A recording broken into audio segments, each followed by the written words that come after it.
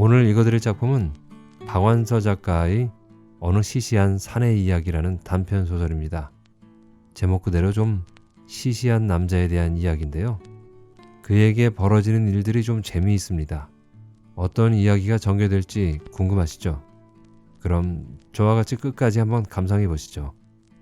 자, 그럼 이제 소설 읽기를 시작하겠습니다. 박완서 작가의 어느 시시한 사내 이야기, 이제 시작하겠습니다.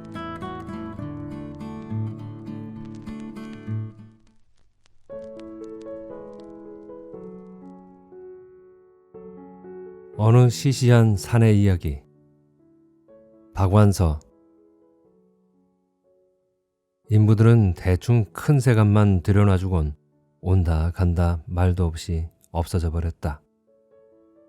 금음날이라 해가 곱빼기로 있어도 모자랄 만큼 예약을 받아놨는데 재수없이 문 앞에 차도 안 닿는 집이 마수거리로 걸렸다면서 투덜대더니 아내에게 운임을 미리 우려낸 모양이다. 아내는 공갈에 약하다.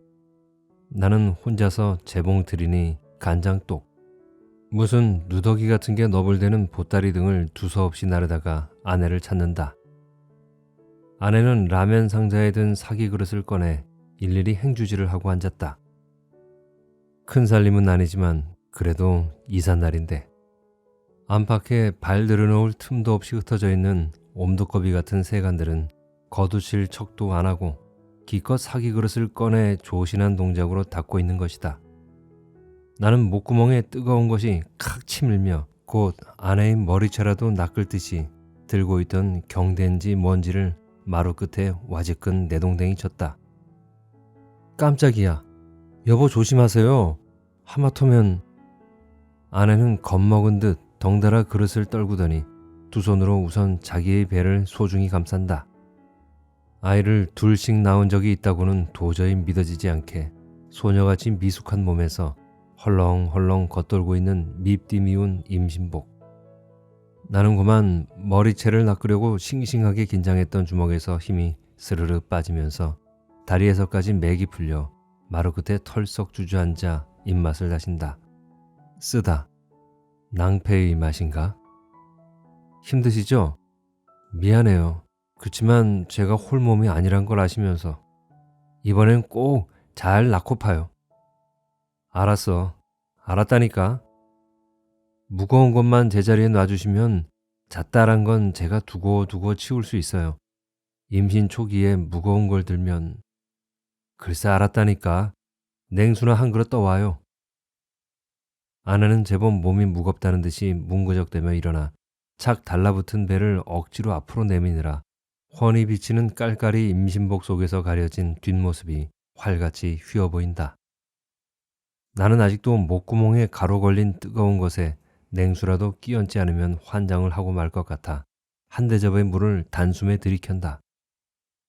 세간 나르기를 건성건성 끝낸 나는 세간살이와는 이질적인 시커먼 쇠붙이들을 세간살이보다 훨씬 조심스럽게 정중하기조차 한 몸짓으로 헛간 쪽으로 나른다. 녹슨 철판, 간의 공업용 절단기, 프레스, 용접기, 컴프레서, 전기 고대, 가마, 그런 것들이 거듭되는 사업 실패 끝에 나에게 남겨진 마지막 공구였고 이 마지막 공구에 나는 애착과 친화감을 느낀다. 이런 일이란 일찍이 없었던 일이다. 부친으로부터 꽤 기틀이 잡힌 면직물 공장을 물려받았을 때만 해도 부친이 돌아가셨으니까 마지못해 사업가가 되었다 뿐 새로 사업에 손을 대는 젊은이다운 의욕도 야망도 없었다. 나는 미리 겁을 먹고 있었던 것이다. 자수성가한 부친은 진작부터 나에게 돈을 벌려면 아랫사람을 어떻게 부려야 한다는 것을 누누이 가르쳤었다. 그래서 나는 돈은 조금 주고 일을 많이 시키는 기술에 대해 익히 알고는 있었으나 그 일을 내가 직접 행해야 한다는 데 당해서는 전전긍긍했다. 사업은 날로 부진해갔다. 직물계도 차차 틀이 잡혀 큰 자본이 투입되어 대기업화하고 더군다나 화학섬유의 대량 생산으로 면직물계는 사양의 길을 걸을 때라 나는 쇠망의 흐름을 저항은커녕 얼씨구 하며 탔던 것이다. 드디어 적지 않은 손해를 보고 공장을 정리했다. 부친이 일생 동안 모은 돈을 불과 1년 만에 날리고도 나는 자책보다는 우선 돈을 조금 주고 일을 많이 시켜가며 사람 부리는 그 지겨운 일로부터 놓여놨다는 해방감이 앞섰다. 그것은 부친으로부터 놓여놨다는 해방감일 수도 있었다. 나는 공장을 정리한 얼마간의 돈으로 부친의 망령이라도 감히 간섭할 수 없을 것 같은 될 수 있는 대로 생전에 부친과 생소한 사업에 이것저것 손을 대보았으나 번번이 실패했다. 전축 조립 공장, 석유 난로 공장, 다시 또 규모를 좁혀 노트 공장, 단추 공장, 형광등 기구 공장, 이렇게 잡다하게 업종을 바꿔가며 영락없이 적지 않은 손해만 보고 물러났다. 물러났다기보다는 마치 참얼미에 못 견딘 나머지 달리는 차에서 신선한 외기로 뛰어내리는 돌발 사고처럼 그렇게 갑자기 하던 일에 멀미를 내고 무작정 무의와 고독 속으로 뛰어내렸던 것이다. 사업을 하려면 마땅히 감내해야 할 어려운 일은 돈을 조금 주고 일은 많이 시키는 것 말고도 얼마든지 있었다. 세리와의 간교한 쇼부, 관료회의 아첨, 수지 맞는 일이라면 염치불구하고 송사리의 분야까지 넘보는 대자본의 파렴치한 촉수, 동업자 간의 너 죽고 나 죽자식의 경쟁, 이런 것들이 어느 순간 심한 멀미, 신선한 외기로 뛰어내리지 않고는 도저히 치유될 수 없는 느글느글한 멀미가 되어 나에게 작용했다. 때로는 이럴 수는 없어, 이래서는 안 돼 하고 제법 분별 있는 자제를 꾀해 본 적도 없지 않아 있었으나 내 멀미는 순전히 내 생리일 뿐 내 의지와는 상관없는 것이어서 정말 어쩔 수가 없었다. 나는 이렇게 해서 자꾸 사업을 시작하고 그만두고 그럴 때마다 사업의 종류가 바뀌고 규모가 줄어들어 드디어는 영세한 간해공업으로 영락했다. 그러나 거기에도 멀미는 얼마든지 있었다. 내가 쓸모와 외모를 고안해서 만든 상품이 시장에서 호평을 받을 만하면 똑같은 외모의 물건이 나와 도저히 그 값으로 만들 수 없는 싼 값으로 시장을 휩쓸었다. 겉모양만 같을 뿐 내용은 형편없는 것이었으나 상인도 고객도 싸구려를 좋아했다. 나는 업자 간의 이런 더러운 표절 행위에 대해서도 멀미부터 했다. 오죽해야 그랬을까? 오죽해야 목구멍이 포도청이라지 않나 하고 난 뭐 그들보다 좀 나은 양 해가며 느물느물 멀미도 해가며 내 물건을 그따위 싸구려보다 더 싸구려로 처분하고 사람 상종 안 할 혼자만의 생활로 돌아와 겨우 생기를 회복했다. 단 한 번도, 어쩌면 단 한 번도 맞서볼 생각도 이겨볼 생각도 안 하고 느글느글 멀미만 했다. 내가 이런 멀미 끝에 나의 마지막 공장의 상품인 형광등 기구를 처분했을 때는 불과 10만 원 남짓한 돈이 그것도 한 달 반의 연수표로 내 수중에 남았다. 기어코 나는 또 한 번 뛰어내리고 만 것이다. 그러나 웬일인지 이번만은 해방감을 옹글게 누릴 수가 없었다. 가족을 거느린 가장이란 자각이 새로운 중압감이 되어 나를 억눌렀다. 그때 나에겐 두 아들이 있었고 아내는 또 임신 중으로 입덧이 한창이었다. 나는 아내에게 여행을 다녀오마고 속이고 정관절제 수술을 받았다. 수술 후 며칠을 우이동 산장에서 혼자 뒹굴며 아픔을 참다 진통제라도 몇 알 먹고 잠이 들면 비슷한 악몽이 잇따랐다.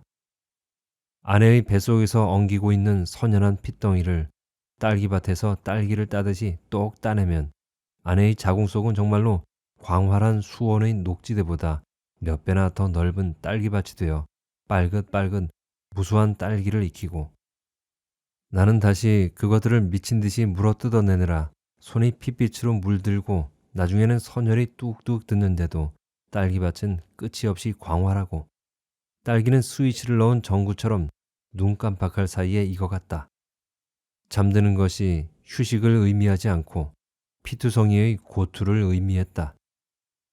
그런 중에도 회복은 순조로워 얼마 후에는 수술이 성공했다는 담당 의사의 진단까지 받았다.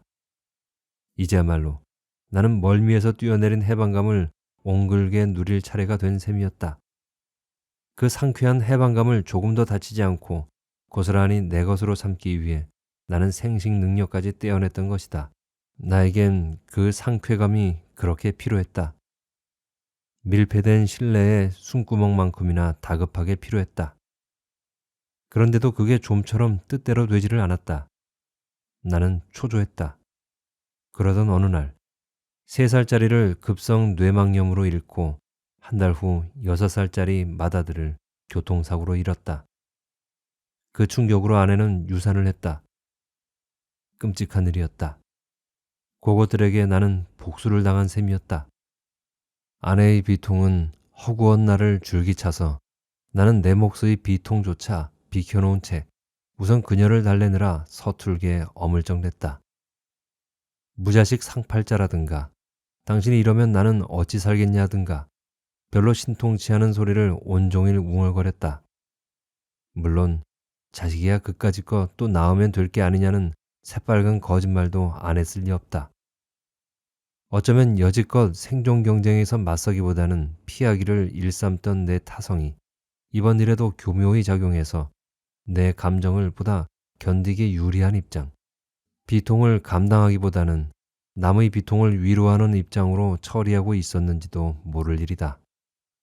어느 날 아내는 마치 습격이라도 하듯이 급작스럽고도 격정적으로 나를 구했다.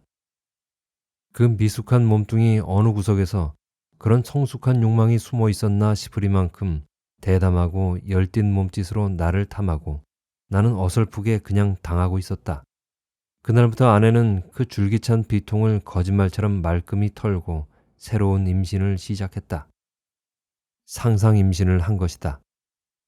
다시 생활의 평온이었다. 아내는 새 아기를 위해 조그만 양말도 뜨고 조그만 모자도 뜨고 손수건만한 베갯닛에 예쁜 수도 놨다. 가끔 노래도 불렀다. 노랫소리는 아주 낮고 부드러워 듣고 있으면 살갗을 깃털로 살살 건드리는 듯한 간지럼증이 왔다. 아내는 변명 비슷이 말했다. 다 아기를 위해서예요. 제가 마음을 화평하게 가져야 뱃속의 아기가 착하고 튼튼하게 자라거든요. 당신도 아시죠? 태교라는 거. 나는 모르겠다. 마오게트교만큼도 모르겠다. 모르면서 나는 태교라는 것에 맹렬한 증오감을 느꼈다. 그리고 이럴 때의 아내에겐 공포감마저 느꼈다. 나는 내 작업장으로 도망쳤다. 공장을 정리한 물건들을 처박아 둔 곳이니 창고인데도 나는 굳이 작업장이라 불렀다. 그러면 내가 무직이란 생각은 안 해도 되니까 나는 그게 좋았다. 나는 녹슨 공구와 철판 조각 사이에 망연히 앉아서 나쁜 짓을 하듯이 몰래 죽은 아들들을 생각했다. 처음에는 텅 빈 내 내부에서 조그만 점처럼 위축됐던 아들들이 점점 자라서 내 내부를 가득 채우고 내 주위를 맴돌았다. 별로 자상한 아버지가 못 되었던 나는 아들과의 사이에 추억이 될 만한 아기자기한 사건이 없었다. 그 대신 무심히 바라보던 거친 장난, 음정이 엉망인 노랫소리, 가끔 산책길에 따라 나와 양손에 하나씩 매달리던 조그만 손의 감촉, 그런 순간의 단편들이 싱싱한 생명력을 갖고 되살아났다. 매일매일 우두커니 아이들 생각에 침잠하는 사이 나는 아이들이 살았을 때보다 더 아이들과 친해졌다. 살벌한 작업장은 아이들로 가득 차고 아이들의 눈을 내 것으로 한 내 눈에 모든 공구와 녹슨 철판이 친근감과 어떤 뜻을 지니기 시작했다. 갑자기 나는 장난감을 만들고 싶어졌다. 아이들의 무분별한 파괴욕과 창조욕을 동시에 충족시킬 수 있는 장난감을. 내가 생각하는 아이들이란 죽은 내 아이들 또래의 아이들이기도 했고 또 나 자신이 어린 시절이기도 했다. 나는 죽은 내 아이들을 생각할 때 심장이 아픈 것과 똑같은 아픔 없이 내 어린 시절을 떠올릴 수 없다. 내가 기억하는 나의 최초의 욕구불만은 비싼 장난감을 곱게 가지고 놀 것을 강요당한 5-6살 적부터 비롯됐다. 부치는 어린 나에게 그게 얼마짜리란 걸 여러 번 되풀이해서 일러줌으로써 내가 그 장난감에 겁나게 정떨어지게 했다. 부치는 이런 식으로 나의 지극히 정상적인 아이다운 파괴욕과 창조욕을 봉쇄했고 자람에서 싹트는 모든 가능성의 출구를 봉쇄했다. 학교에 들어가 공작을 잘하거나 그림 솜씨를 보이면 그런 걸 잘하면 장차 배고프다고 위협당했고 노래나 글짓기를 잘해도 배고픈 짓이라고 경멸을 받아야 했다. 나는 형광등 기구를 만들다 남은 철판 조각으로 장난감을 만들기 시작했다. 나는 마치 나이를 거꾸로 먹어 도로 아이가 된 듯이 그 일이 잘 돼 신이 났다. 우선 실제의 모양에 구속받지 않고 마음껏 환상을 누린 탈 것, 동물, 곤충의 모양을 위한 도형을 떴다. 그리고 하나의 모습을 만들기 위해 여러 조각의 철판을 접합시키는 방법을 썼다. 접합은 볼트와 너트로 하고 드라이버로 웬만큼 힘을 주면 산산이 분해할 수 있고 다시 접합을 시키려면 본래 모습대로 되기는 좀처럼 어렵고 또 애써 그럴 필요도 없는 아이들 천성의 상상력으로 얼마든지 탈바꿈을 시킬 수 있는 그런 장난감이었다. 그러려면 한 가지를 위해서도 여러 조각의 철판을 필요로 하느니만치 많은 틀을 맞춰야 하고 틀값에 따라 원가가 비싸진다는 계산은 할 새도 없이 환상적인 전체의 모양과 분해한 후 가장 다양한 탈바꿈의 가능성을 지닌 조각의 도형을 그려보고 요모조모 뜯어고치는데 시간 가는 줄 몰랐다. 제품이 되면 비닐봉지에 넣고 예쁘고 튼튼한 드라이버와 여분의 볼트와 너트도 곁들이리라. 나는 아주 소년이 돼버린 것처럼 가슴이 뛰었고 하려는 일이 생채를 띠고 손짓하는 것처럼 느꼈다. 어느 날 잠자리에서 아내가 미러처럼 나긋나긋 속삭였다. 여보, 당신 요새 또 새로운 일을 시작하려나 보죠? 아내는 고운 잠옷을 입고 있었고 향수 냄새를 알맞게 풍기고 있었다. 침실의 모든 것은 정갈하고 아늑했다. 그러나 그 모든 것이 태교라고 생각되자 나는 약간 불안하고 약간 소름이 끼쳤다. 일? 그렇지. 일은 일이지만 이번 일은 좀 특이해. 돈도 좀 벌 수 있을걸? 나는 내가 한 나중말에 흠칫했다. 나는 늘 돈을 버는 몸짓만 했었는데 이번 일에도 그 몸짓을 곁들이고 싶어하는 내가 징그러웠다. 나는 돈을 버는 일이 중요한 일이란 걸 너무도 잘 알고 있다. 이번 일로 돈 좀 벌 수 있으면 나는 얼마나 행복할까. 그렇지만 여보, 제발 제 말을 달리 듣지 마세요. 네, 여보. 당신 하시는 일을 말리진 않겠어요. 그렇지만 이번 일도 경제성이 없는 일이란 건 틀림없잖아요. 아내는 한 번도 내가 하는 일을 우습게 보는 눈치를 보인다거나 돈을 못 번다고 바가지를 긁은 적이 없다. 꼭 이렇게 어려운 말을 쓴다. 경제성이라든지 상업성이라든지 시장성이라든지 하는 알쏭달쏭한 말이 나는 바가지보다 더 질색이다. 그래서 여보, 그러니 우리 이 집을 네? 이 집을 처분합시다. 집을? 그래서 어쩌자는 거요? 이 집은 우리에겐 과람해요. 그리고 흉가예요. 전 흉가에서 아기 낳긴 싫단 말이에요.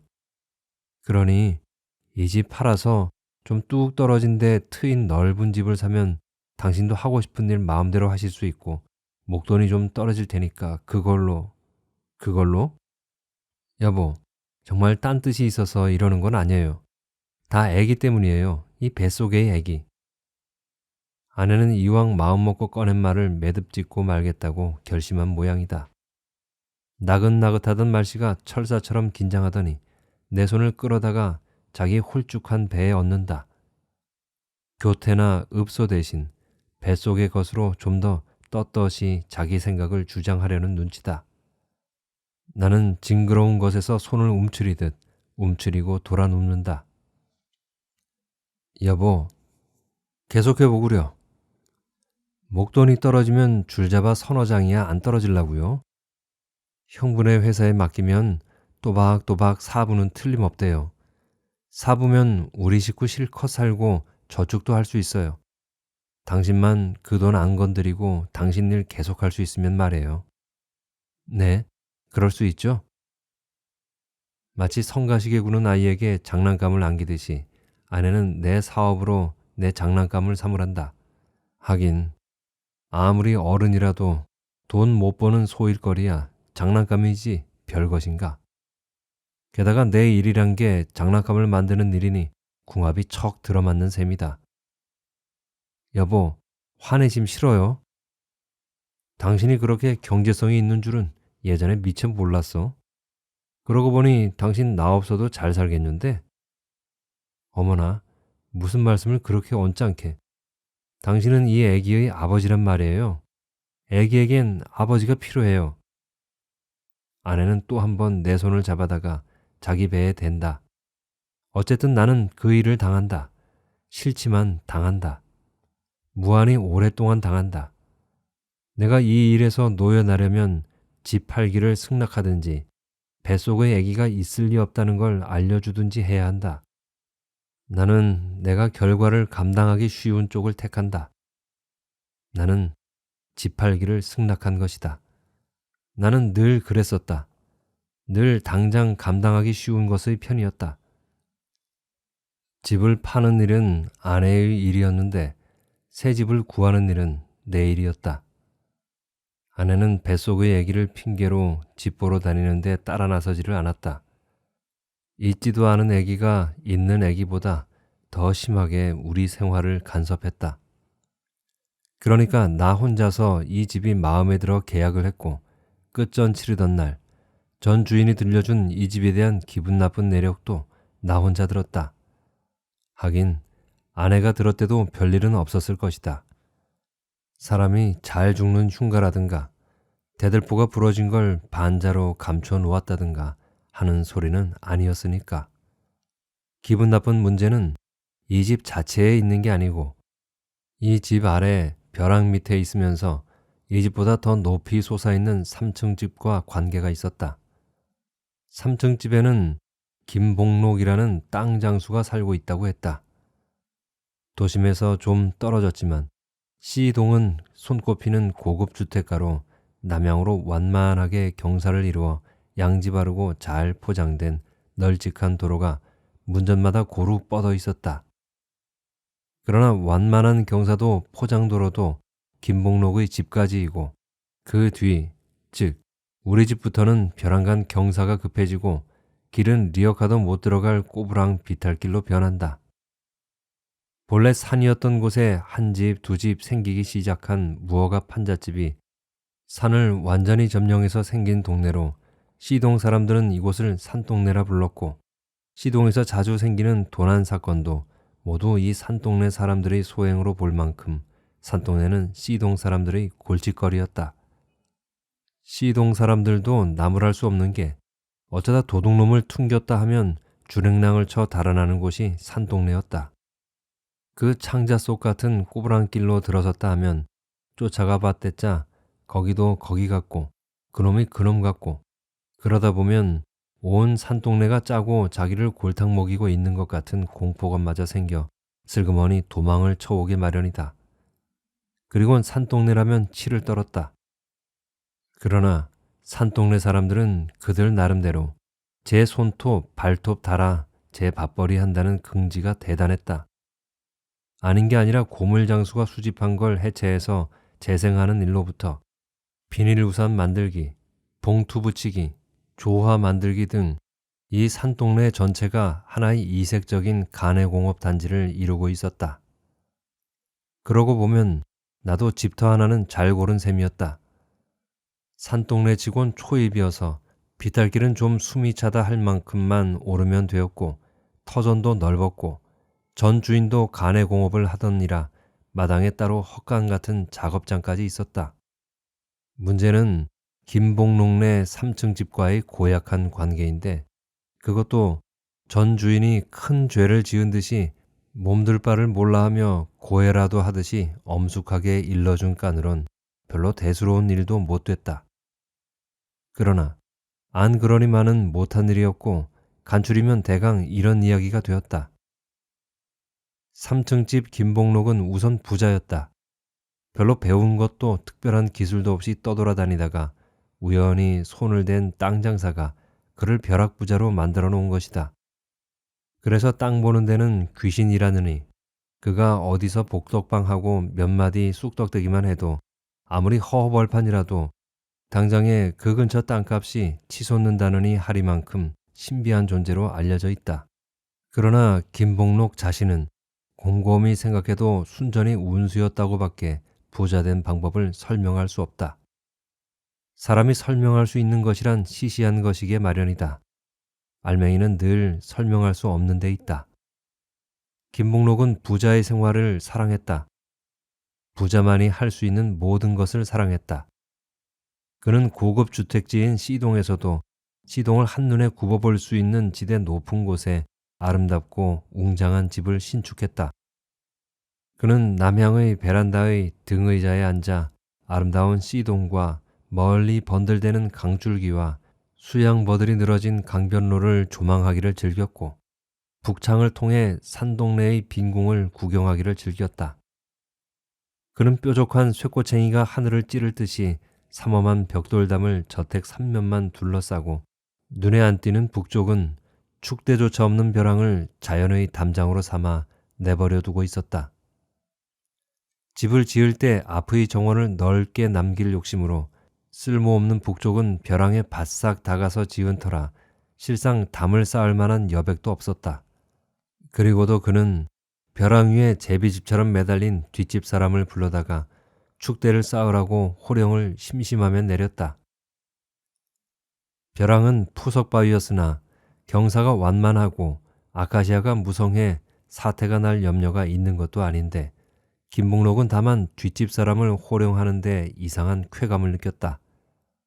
두 손을 비비며 엉거주춤, 큰 죄를 지은 듯 말까지 더듬으며 며칠만 참아달라고 허리를 깊게 굽신대는 꼴을 굽어보면 마치 가려운 곳을 정확히 긁히는 것처럼 쾌적했다. 사람에게 이런 쾌감대가 있을 줄은 김복록도 미처 몰랐었다. 그는 부자로서의 여러 쾌감 중 특히 이런 쾌감을 사랑했다. 그가 친구의 부탁으로 땅을 보러 가까운 시골에 내려갔다가 여름이라 피서겸 며칠 묵고 와보니 그 사이 축대가 쌓여 있었다. 그것을 보자 그는 부하가 왈칵 치밀었다. 푸석바위를 어떻게 쪼아냈는지 두어 자가량이나 뒷곁이 남겨져 김복록은 도리어 땅을 얻은 셈이었으나 그 머저리 같은 뒷집 가난뱅이를 불러다가 호령을 하는 즐거움이 막힌 생각을 하니 참을 수가 없었다. 그는 북창문을 열고 이 축대를 누구 맘대로 이렇게 쌓았느냐고 고래고래 악을 썼다. 뒷집 남자는 얼굴에 핏기를 잃고 달려왔다. 마침 안 계시길래 주인마님께 의논을 드리고 그저 소인은 주인마님께서 이르시는 대로 하노라고 하였사온데 이런 엉큼한 놈 봤나? 그가 처음으로 놈자까지 붙이자 사나이의 얼굴은 더욱 창백해진다. 내 놈이 일부러 여자들만 있을 때를 엿봤다가 쌓은 속셈을 누가 모를 줄 알고 엉큼을 떨어? 이 고얀 놈. 점잖게 호통을 친 김복록은 돌아서서 금고를 덜커덕 연다. 육중한 금속성의 소리와 함께 사나이는 자기의 심장도 덜커덕 내려앉는 것을 느낀다. 사나이는 와들와들 떨려오는 것을 참으려고 어금니를 악문다. 김복록은 뒤통수에도 눈이 달린 듯 사나이의 이런 꼴을 빤히 안다. 회심의 미소를 우물우물 삼키고 금고 속에서 꺼낸 청사진을 펴고는 적당한 곳에 붉은 볼펜으로 직선을 쭉 긋는다. 똑똑히 봐라 이놈.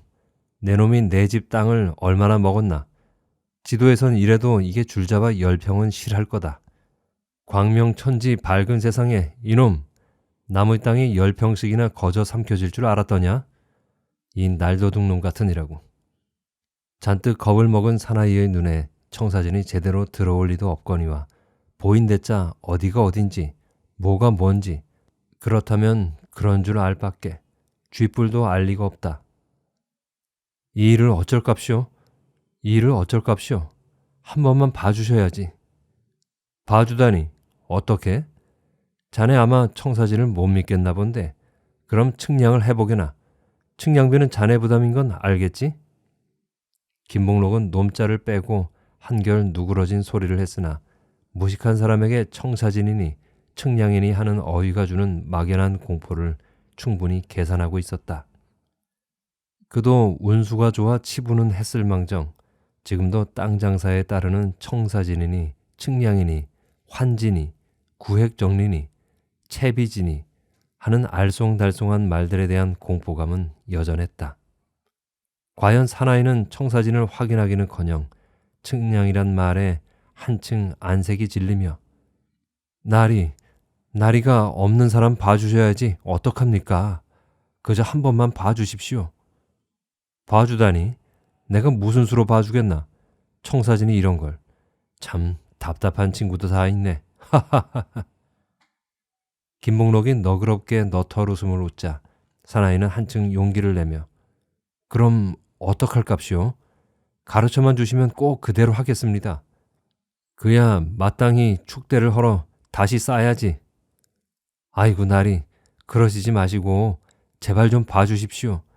축대만 쌓은 게 아니라 축대 위에 헛간까지 진걸요. 공장을 좀 해보려고요. 먹고 살아야지 어쩝니까? 알았네, 알았어. 그러려고 서둘러 축대도 쌓고 나무의 땅도 슬쩍슬쩍 먹으셨겠지. 그러니 이왕 이렇게 된 김에 땅을 사게나 사, 10평을. 네, 그래만 주신다면 백골난방이겠습니다. 돈은 어떻게든 쉬이 마련해 오겠습니다. 땅값은 잘 알겠지? 네, 나리께서 그저 잘 알아서 좀 봐주셔야지 어떡합니까? 봐주지. 여기 땅값이 평당 15만 원은 가지만 10만 원만 쳐주게. 네? 이제야말로 사나이의 얼굴이 사색이 된다. 겨우 단말마의 신음처럼. 아니 10만 원이라뇨? 저희 동네 요새 시에서 불화 나온 값이 7천 원인데쇼. 이 사람이 정신이 있나 없나? 그건 산동네 땅값이지. 여긴 고급 주택지야. 자네가 먹은 땅은 금싸라기 같은 이 부자 동네 땅이란 말일세. 공연히 어수룩한 척하지 말게. 촌놈이 서울놈 간 빼먹는다더니 이 사람을 두고 하는 말인걸. 하하하. 벌벌 기다시피 돌아간 사나이는 다음날 10년은 더 늙은 몰골을 해가지고 신문지에 돈을 싸가지고 왔다. 얼만가? 네, 5만 원인데쇼. 계약금이로군. 일할은 치러야지. 5만 원이 뭔가? 아니올시다. 그냥 좀 잘 봐주십사고 그냥 눈 감아 주십사고 어떡합니까? 나리 같은 분이 우리 같은 불쌍한 사람 안 봐주시면 누가 봐줍니까? 사나이는 김복록이 혹시 돈꾸러미를 도로 주면 어떡하나 싶어 슬금슬금 뒷걸음질을 치더니 주랭랑을 쳤다. 김복록은 유쾌했다. 이게 바로 와이로라는 거였다. 그래, 와이로고 말고 나리 좀 봐줍쇼 하지 않았던가. 아무 대가도 요구하지 않고 그냥 봐달라고 주는 돈이면 와이로지 별건가? 큰 돈도 많이 벌어본 그다. 그렇지만 요렇게 감칠맛 있는 돈은 처음이다. 그는 돈을 만져본다. 귀엽고 신통하다.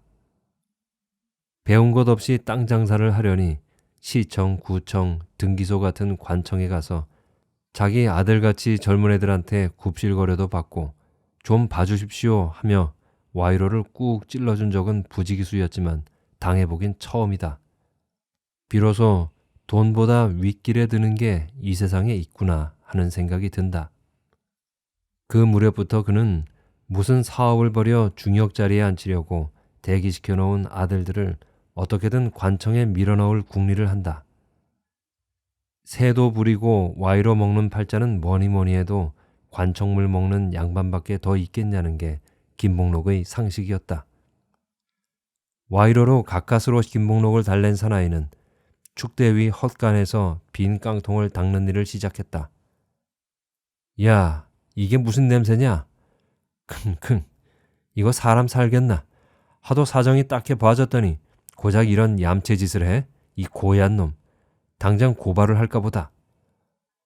그는 심심하면 북창문을 열고 고래고래 악을 썼다.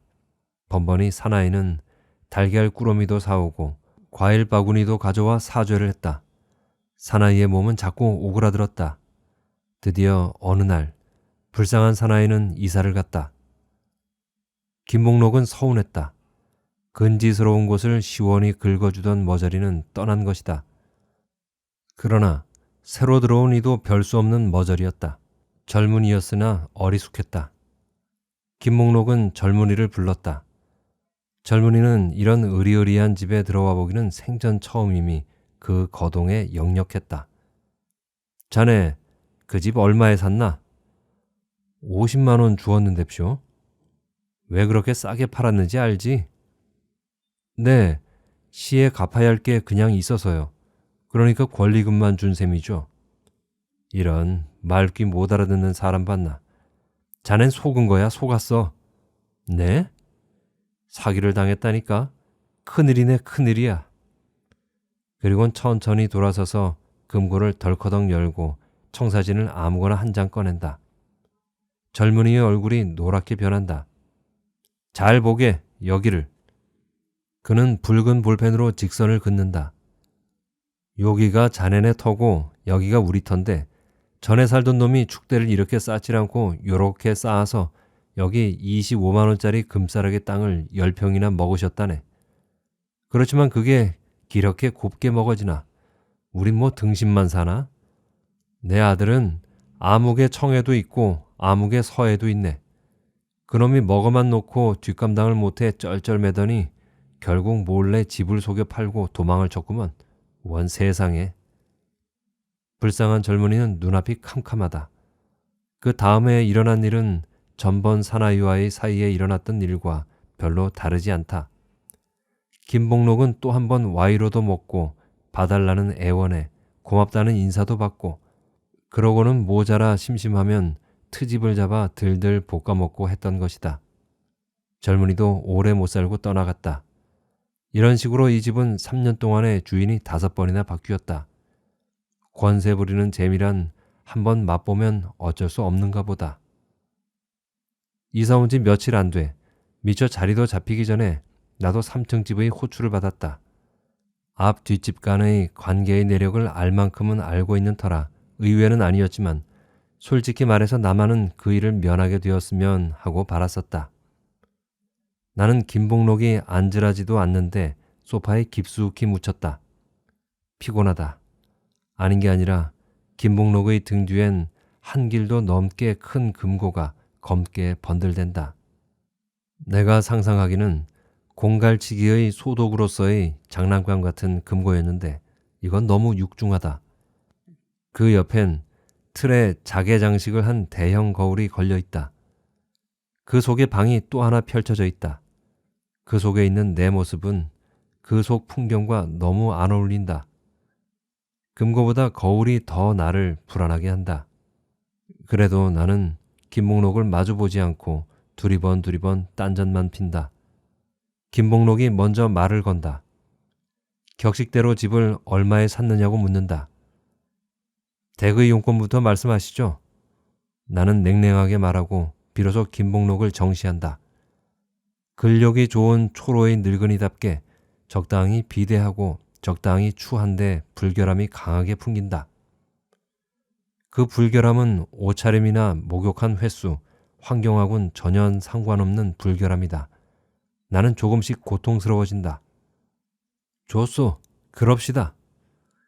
김목록은 아까보다 더 탁한 소리로 말하고 벌떡 일어나 거칠게 금고 문을 열고 청사진을 꺼낸다. 나는 청사진에 무관심한 척 시선을 돌려 초하의 햇빛 속에 눈이 부신 베란다의 풍경을 본다. 베란다에는 색색의 페추니아가 만발해 있고 김복록의 손자인 듯한 어린 남매가 소꿉장난을 하고 있었다. 계집애가 곁눈질로 이쪽 방의 눈치를 할금할금 살펴가며 페추니아 꽃잎을 물뜯어다가 솥굽에 담아 상을 차린다. 종종 걸음으로 남자애 앞에 갖다 놓더니 우선 자기가 얌얌을 하고는 남자애에게도 얌얌을 시킨다. 남자애는 책상 다리를 하고 앉아 좀 계면적은 듯이 그러나 즐거운 듯이 그 짓을 한다. 나는 이런 광경에 빙긋빙긋 미소를 흘리면서 한편 지금 나에게 용건이 있는 듯한 이 불결한 남자를 어디서 본 듯하다고 어디서였을까 아물아물 생각하고 있었다. 김복록은 청사진 위에 붉은 줄을 그으려다 말고 이 작자는 딴 놈팡이들과 같이 다루는 것은 야근수가 못 된다는 걸 깨닫는다. 간단히 설명을 해드리자면, 그는 상대방이 자기보다 유식해 보이면 와 마를 써먹는다. 그것으로 자기 말에 권위가 서고 자기를 고상한 사람으로 보이게 하는 것으로 믿고 있다. 나는 김복록을 어디서 어떻게 본 적이 있는지가 도무지 생각이 안 나 안타깝다. 한편 베란다에선 아이들이 소꿉장난에 실증이 났는지 병원놀이다. 이번에도 또 애꿎은 페추니아가 경을 친다. 약도 약솜도 꽃잎이다. 사내가 오동통한 계집애의 팔을 흰 페추니아 꽃잎으로 싹싹 문지르고 나서 붉은 고추의 꽃물을 짜내서 바른다. 계집애는 흰 팔이 분홍빛으로 얼룩진다. 계집애는 눈을 스르르 감고 앓는 소리를 낸다. 나는 홀린 듯이 아이들의 이런 장난에서 눈을 못 뗀다. 나는 또와 마가 섞인 장황한 연설을 이해하기도 전에 김복록을 언제 어디서 만났었는지를 생각해내기도 전에 이미 그 고질적인 나의 멀미를 시작하고 있었다. 당장 이 방에서 뛰어나가지 않으면 오장을 토해놓고 말 것 같은 심한 멀미를 용케 달래주는 게 바로 페추니아가 만발한 베란다에 아이들이 있는 풍경이었다. 질식하기 바로 전에 한 가닥 청신한 공기가 들어오는 구멍을 찾아내어 허겁지겁 콧구멍을 박듯이 그렇게 절박하게 나는 베란다를 보고 있었다. 알아들었소? 다시 김복록이 악을 쓴다. 지루한 연설이 그럭저럭 끝난 모양이다. 좀 간단히 말씀해 주시면 알아들을 것도 같군요. 그러면 그렇지. 내 놈이 무식한 일이었다. 김복록은 회심의 미소를 띠고 또와 마도 빼고 말도 놓고 다시 경위를 설명한다. 알겠습니다. 땅을 사면 되겠군요. 그야 여부가 있나? 평당 10,000원씩이면 사죠.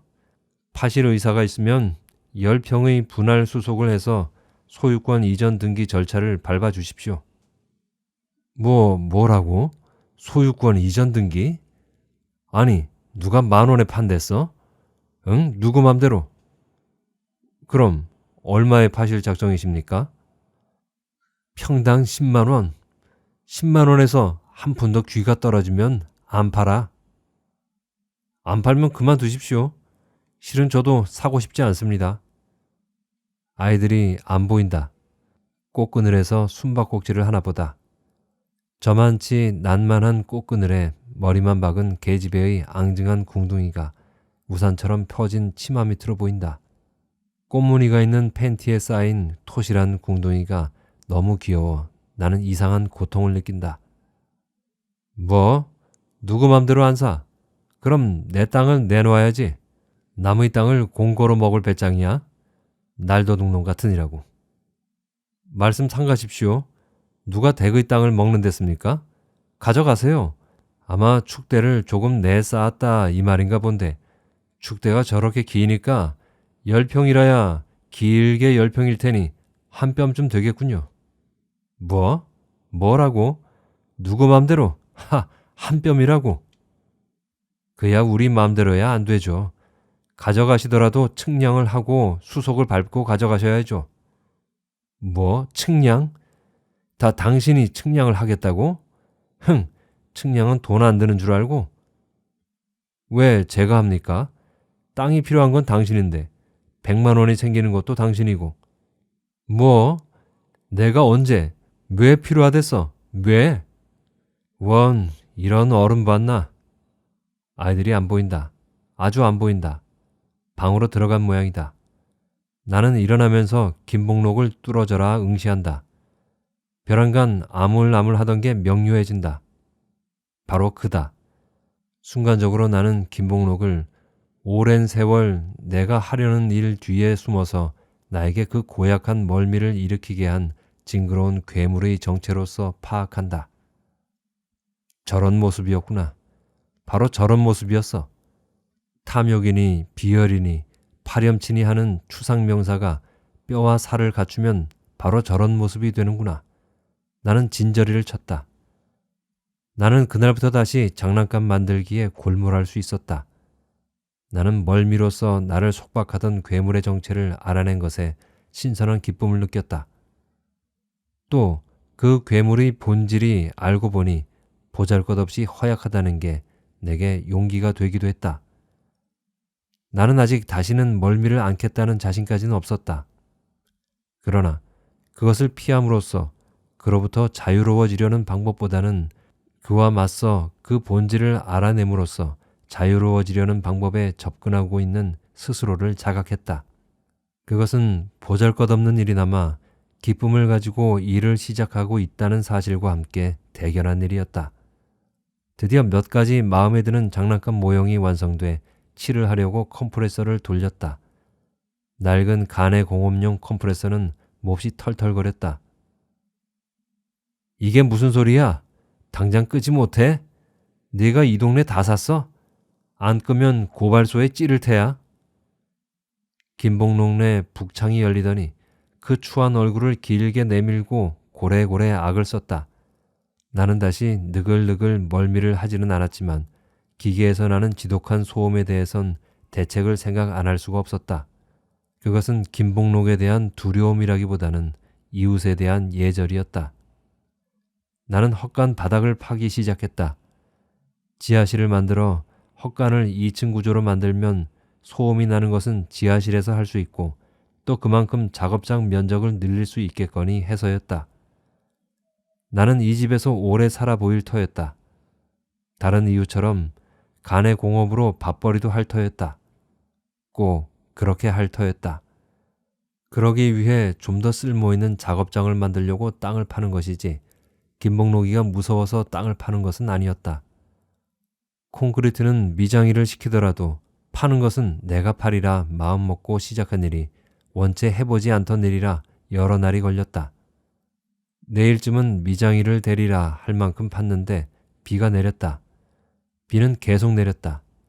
설마 벌써 장마가 질라고 했던 게 웬걸 암만 해도 장마가 진 것 같다. 나는 할 수 없이 한데 낮아빠진 공구와 기계, 철판, 부스러기 등 잡동사니를 구덩이 속에 쳐놓고는 날들기를 기다릴 밖에 없었다. 나는 온종일 아내 곁에 앉아서 태연히 내리는 빗발을 본다. 트랜지스터에선 올해 장마는 예년보다 한 달은 빠르다고 특별 뉴스라도 되는 듯이 신이 나서 떠든다. 요새는 신문도 라디오도 뉴스거리가 없어 심심했던가 보다. 아내는 모나리자 같은 미소를 띠고 뜨개질을 하고 있다. 아기 오실 게다. 당신 아들이 좋아요? 딸이 좋아요? 아무거나. 뭘 아들이 좋으면서. 정말이야. 계집애도 좋아. 김복록네 베란다에서 본 페추니아 꽃그늘의 계집애의 궁둥이가 선명히 떠올라 나는 쓸쓸히 웃는다. 순간 꽝! 와르르! 요란한 굉음과 함께 헛간을 중심으로 마당이 순식간에 가라앉지 않는가. 이럴 수가. 나는 엉겁결에 아내를 부둥켜 안고 굵은 빗발 속에 지옥의 입구처럼 입을 연 웅덩이를 본다. 사방에서 흙탕물이 곤두박질을 쳐 웅덩이를 채운다. 곧이어 처참한 아우성이 정말 지옥에서 들려오듯이 불길한 울림으로 온 동네로 퍼진다. 나는 부들부들 떨고 있는 아내를 떼놓고 밖으로 뛰어나간다. 아우성은 김복록이네 3층 집에서 들려오고 있었다. 내가 다시 돌아왔을 때 아내는 죽은 듯이 창백한 얼굴로 누워 있었다. 여보, 저 또 유산을 했나 봐요. 목소리가 모기 소리만 하다. 이 애처로운 여자에게도 이제 진실을 알려줘야 할까 보다. 우리가 다시는 아기를 가질 수 없다는 사실이 이 여자에게 아무리 잔혹하더라도 조만간 이 여자가 감당해야 할 진실임을 어쩌겠는가. 무슨 일이에요?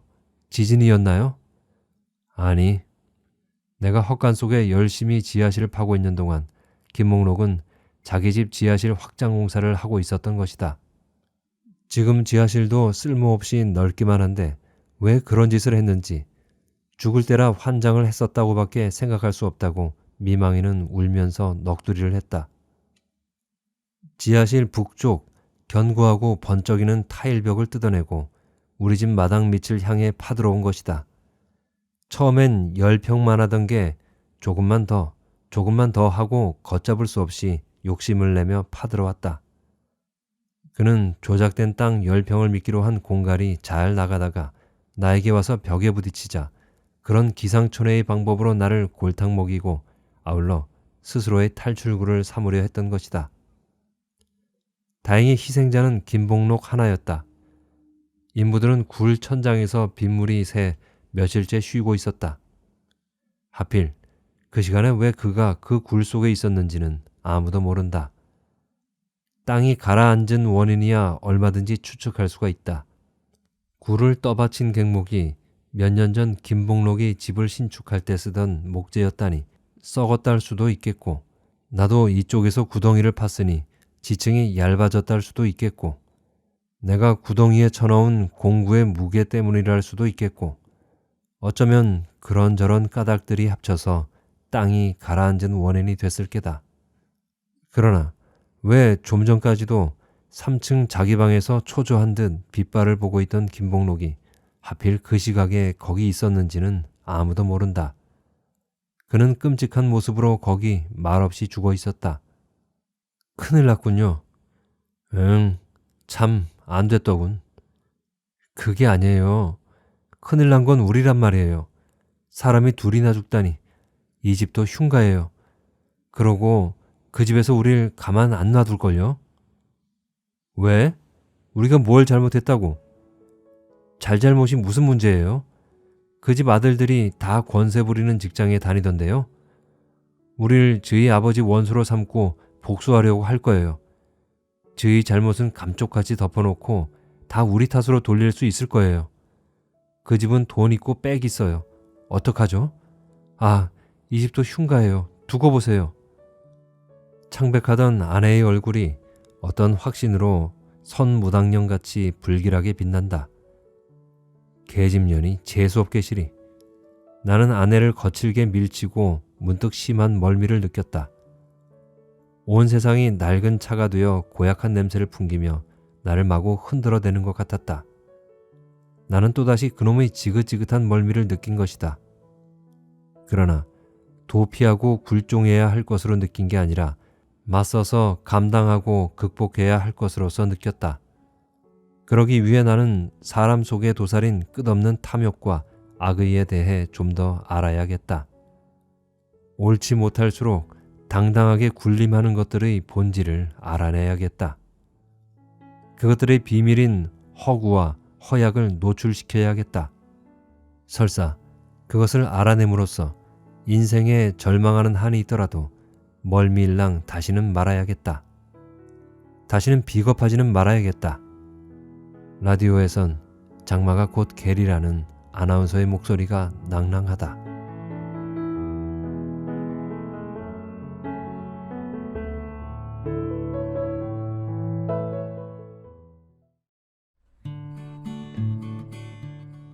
재미있게 들으셨나요?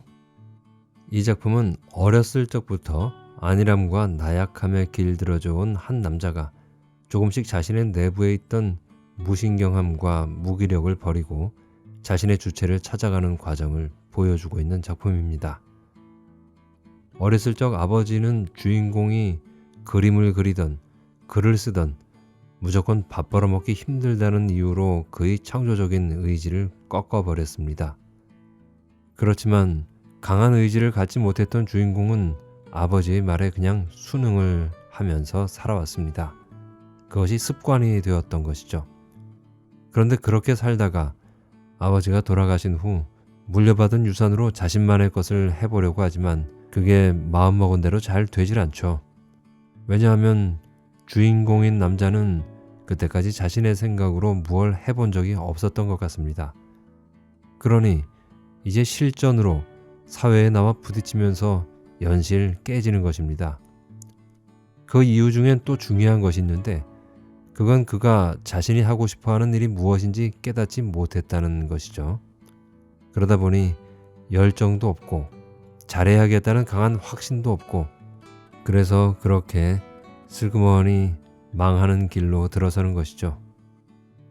여기서 주인공이 가끔씩 멀미를 하는 장면이 있는데 이것은 무언가 옳지 못하고 잘못되어 가는 상황과 마주쳤을 때 주인공에게 나타나는 일종의 신호 같은 것입니다. 당신은 지금 잘못된 것과 마주하고 있다. 그러니 피하거나 이겨내거나 선택해야 한다. 여러분도 아시다시피 그는 아주 편한 길을 택하며 살아왔습니다. 늘 그렇듯이 말이죠. 늘 그냥 피하면 되는 것입니다. 너무나 쉬운 길이죠. 그리고 멀미의 절정은 새로 이사간 집 아래에 있는 3층 집의 김복록을 만나고부터인데요. 그 파렴치하고 위성 가득한 인물을 만나면서 주인공의 멀미는 거의 바로 토할 상황에까지 이르게 되죠. 그리고 깨닫습니다. 그의 오랜 고약한 멀미를 일으키게 하는 징그러운 괴물로서 김복록을 파악해버리게 되죠. 그에겐 도전과도 같은 김복록과의 대결은 피할 수 없는 싸움으로서 주인공은 이제 멀미를 멈추기 위해서라도 그를 이겨내리라고 다짐합니다. 세상에 가득한 위선과 가증한 세력들의 공포로부터 피하지 않고 맞서 싸워 나가리라고 다짐을 하게 됩니다. 이것이 저에겐 저를 포함한 나약한 한 인간이 세상에서 스스로 무너지지 않고 조금씩 단련되어 가며 성장해 나가는 모습처럼 보였습니다. 누구나 다 두려워하면서 깨고 나가기 싫어하는 껍질을 가지고 있겠지요. 하지만 거기에 그냥 머무르고 있다면 세상은 나를 위해 변하지도 않을 뿐더러 나 또한 변하지 않는 세상에서 불평이나 하면서 살고 있게 되겠죠. 조금씩이라도 껍질을 깨나가는 우리가 되었으면 좋겠습니다. 지금까지 박완서 작가의 어느 시시한 산의 이야기를 읽어드렸습니다. 다음에 뵐 때까지 건강하시고 행복하세요.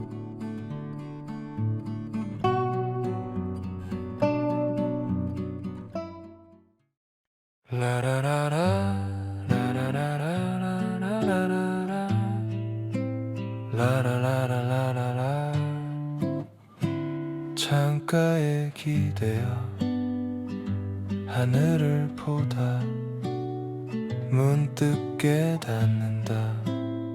행복은 이미 여기 있었다는 걸. 찻잔의 온기처럼 식어가도 괜찮은 것. 천천히 내게 와 닿는 것. 붙잡지 않아도 멀리 가지 않는 이름 없이 머무는 것. 행복은 그렇게 말없이 내 곁에 와. 지금 이대로 충분해. 놓아줄수록 더 오래 남는 것. 조용히 머문다. 라라라라 라라라라라라라 라라라라라라라.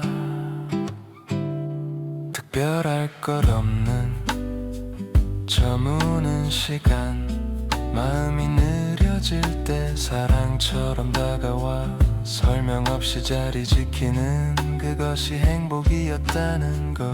찾지 않아도 언제나 여기 있는 소리 없이 채우는 것. 행복은 그렇게 말없이 내 곁에 와. 지금 이대로 충분해. 놓아줄수록 더 오래 남는 것. 조용히 모은다.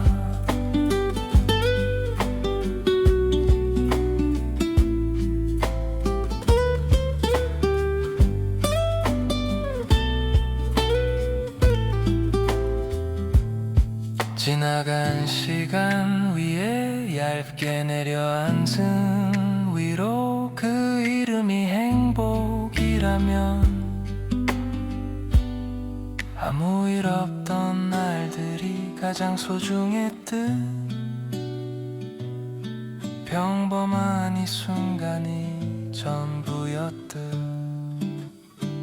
행복은 그렇게 아무렇지 않은 얼굴로 오늘을 덮어주고 대단하지 않아도 부족하지 않은 여기 머문다